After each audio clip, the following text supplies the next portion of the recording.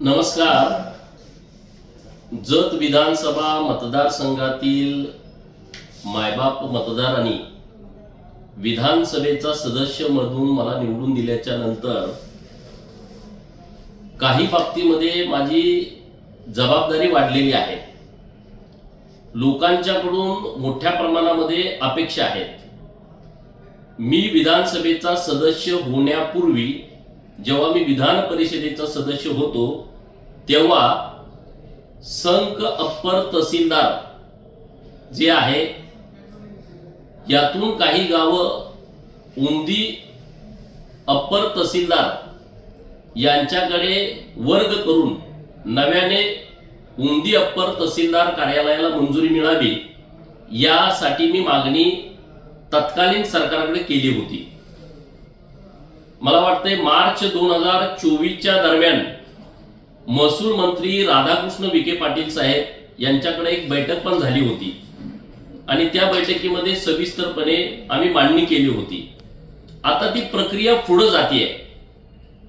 संघ आणि उंदी मध्ये पूर्वीपासून काही बाबतीमध्ये विवाद आहेत आणि त्यामुळं उंदी परिसरातील लोकांची मागणी आहे की उंदीला नवीन अप्पर तहसीलदार व्हावं आणि त्यानुसार नव्यानं प्रस्तावित जे उंदीला अप्पर तहसीलदार कार्यालय केलेलं आहे त्यामध्ये 22 गावांचा समावेश आहे. त्यामध्ये उंदी, विठ्ठलवाडी, उटगी, लमाणतांडा, उटगी, निगडी बुद्रुक, सुसलाद, सोनलगी, बुर्गी खुर्द, अक्कळवाडी, माणिकनार, बुर्गी बुद्रुक, बालगाव, हळली, करजगी, वेळोंडगी, जाडरबोबला, सोन्याळ, लकडेवाडी, गिरगाव, लवंगा, गुलगुंजनार, जालिहाळ, बुद्रुक अशी 22 गावं उंदी अप्पर तहसीलमध्ये येत आहेत, प्रस्तावित केलेले आहेत. उंदी अप्पर तहसील कार्यालय निर्माण झाल्याच्या नंतर अप्पर तहसील कार्यालय संक यामध्ये राहणारी गावं 29 आहेत.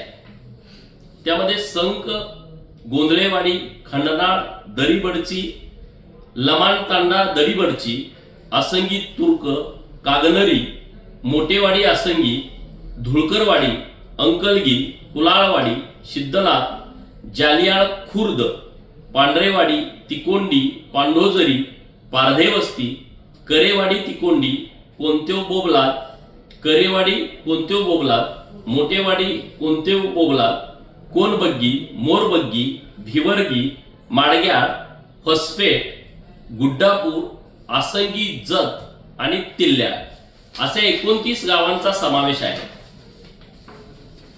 माझा स्वभाव कोणावरती अन्याय करण्याचा नाही. सर्व घटकांना न्याय देण्याच्या दृष्टिकोनातून हा आमचा प्रयत्न आहे. लोकांनी कोणत्याही अफवांवरती विश्वास ठेवू नये. आम्ही जे करेल ते योग्यच करेल. संघमध्ये वेगवेगळी कार्यालय यावीत यासाठीचाही माझा प्रयत्न सुरू आहे आणि त्यातील एक भाग म्हणून एक मोठं हॉस्पिटल आपण सरकारी प्रस्तावित केलेलं आहे. ते पण मंजुरीच्या टप्प्यामध्ये आहे.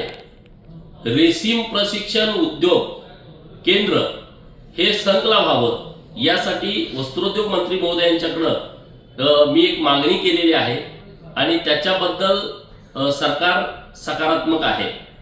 तर अशा पद्धतीचे वेगवेगळे निर्णय राज्य सरकार संघच्या बाबतीमध्ये घेत आहे. तर सर्व विभागातील जनतेला याविषयीची सविस्तर माहिती असावी यासाठी आपल्याशी आज आम्ही बोलतोय.